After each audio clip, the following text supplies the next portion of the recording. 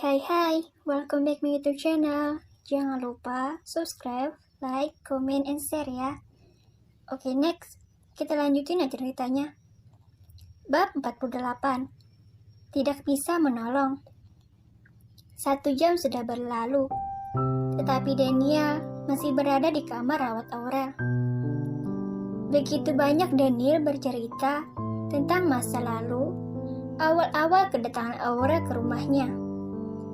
Kadang Daniel tertawa dan kadang ia sedih ketika mengingat ayahnya. Sedangkan suster yang ditugaskan David untuk menjaga Aurel, ia lebih memilih keluar dari kamar rawat Aurel. Tak selang lama, pintu kamar itu dibuka oleh seseorang yang ternyata adalah David. David yang melihat keberadaan Daniel, ia langsung menyapa dengan membungkuk sedikit, guna memberikan salam yang sopan. Bagaimanapun, Daniel adalah kakak iparnya, meskipun umur mereka berdua tidak jauh berbeda. Sama seperti Daniel, saat mendapat sapaan dari David, ia menganggukkan kepalanya. "Sejak kapan kau di sini? Apa sudah lama?" tanya David, seraya duduk di kursi yang kosong. "Mungkin 1 jam yang lalu," jawab Daniel. "Maaf, aku tadi ada urusan sedikit, jadi harus pergi dulu." David merasa tidak enak. Ia menggaruk tengkuknya yang tak gatal. Tidak masalah," sahut Daniel yang sama sekali tidak mempermasalahkan hal itu sedikit pun. Karena Daniel tahu bahwa David benar-benar pria yang bekerja keras. Apalagi saat keduanya masih bermusuhan, David selalu ingin berada di atas. Akan tetapi, ia selalu gagal melakukannya. David beranjak dari duduknya dan menghampiri lemari es yang ada di pojok. Ia mengambil 2 botol minuman soda untuknya dan Daniel. Setelah mengambil, ia kembali ke tempat duduknya. Hanya ada minuman ini. David menyerahkan 1 botol minuman sodanya kepada Daniel, dan Daniel pun menerima minuman itu. "Jangan sering-sering minum minuman yang bersoda, apalagi alkohol," tegur Daniel dengan penuh arti. David yang baru saja membuka tutup botol minuman soda itu, ia sedikit tersentak kaget. Baik kakak ipar," jawab David gelagapan yang diiringi anggukan kepala. Daniel tersedak mendengar perkataan David yang memanggilnya dengan sebutan kakak ipar. Apa otak bocah ini bermasalah? Batin Daniel menatap David dengan penuh selidik. "Apa maksudmu kakak ipar?"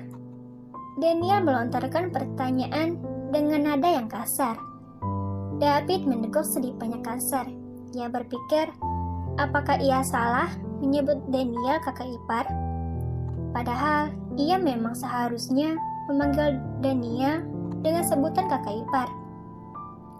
"Bukannya aku memang harus memanggilmu kakak ipar?" Kini David bertanya balik dengan berani. Daniel mengangkat alisnya ketika ditanya balik oleh David. "Kau sangat percaya diri bahwa aku menerimamu sebagai adik ipar?" jawab Daniel dengan ketus. Ia tersenyum miring. Ekspresi Daniel saat ini sangat berbeda dengan hatinya. Ia ingin sekali tertawa melihat ekspresi wajah David yang berubah masam. "Tapi kan aku sudah menikahi adikmu," ucap David yang ingin membenarkan. Ia mencoba membela dirinya sendiri.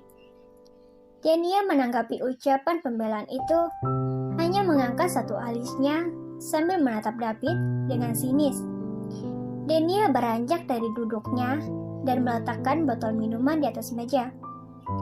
"Aku tidak akan menganggapmu sebagai adik ipar jika kau belum minta maaf kepada adikku," ucap Daniel dengan serius, kemudian pergi keluar meninggalkan kamar rawat Aurel.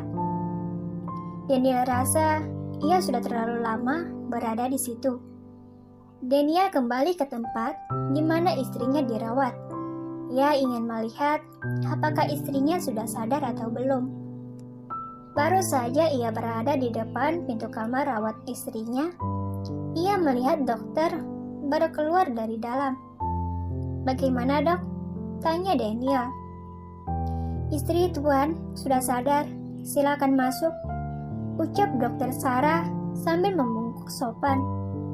Daniel mengangguk menanggapi perkataan dari dokter Sarah. "Terima kasih, Dok," ucap Daniel. Dokter Sarah mengangguk kecil, kemudian permisi untuk pergi dari situ. Daniel segera masuk ke dalam untuk melihat istrinya yang ia khawatirkan. "Bagaimana keadaanmu?" tanya Daniel kepada istrinya. Naya tersenyum tipis menatap ke arah suaminya. Rasa sakit di perutnya sudah berkurang dari sebelumnya. "Aku baik-baik saja, hanya sedikit masih sakit," jawab Naya lembut. Daniel mengambil kursi kecil, kemudian duduk di samping istrinya. Ia menggenggam telapak tangan istrinya itu dan menciumnya. "Kenapa kamu tidak membangunkanku waktu itu? Aku tidak tega melihatmu yang kesakitan," lirih Daniel. Ia menatap Naya dengan penuh kekhawatiran yang mendalam. Sekarang, ia hanya mempunyai Naya. Ia harus menjaga Naya dengan baik dan harus selalu berada di samping Naya. "Aku hanya tidak ingin mengganggu tidurmu. Lagi pula kan, sekarang aku sudah tidak apa-apa ganteng," sahut Naya. Ia mencoba untuk menggoda suaminya agar tidak terlalu mengkhawatirkan keadaannya lagi. "Tetap saja sayang, aku sangat khawatir dengan keadaanmu," elak Dania. "Udah, aku nggak apa-apa kok." Kapan aku pulang?" tanya Naya. Ia merasa tidak enak jika lama-lama berada di tempat itu. Bau obat-obatan membuatnya sangat tidak betah berlama-lama untuk dirawat. "Sepertinya besok yang," jawab Daniel asal. Naya membulatkan matanya. Ia tidak menyangka hanya karena sakit perut dirinya dirawat sampai besok. "Yang, bolehkah aku pulang sekarang? Aku tidak enak berada di tempat ini," Naya memohon dengan mata yang berkaca-kaca. Daniel berpikir sejenak dan itu membuat Naya sedikit senang. Ia percaya kalau suaminya akan mengabulkan keinginannya. "Aku tidak bisa mengabulkannya." Daniel sedikit mencingir kuda saat mengucapkan kalimat penolakan halus itu. Mendengarnya membuat Naya kesal dan menghembuskan napas dengan kasar. Terima kasih, jangan lupa subscribe, like, comment, dan share ya.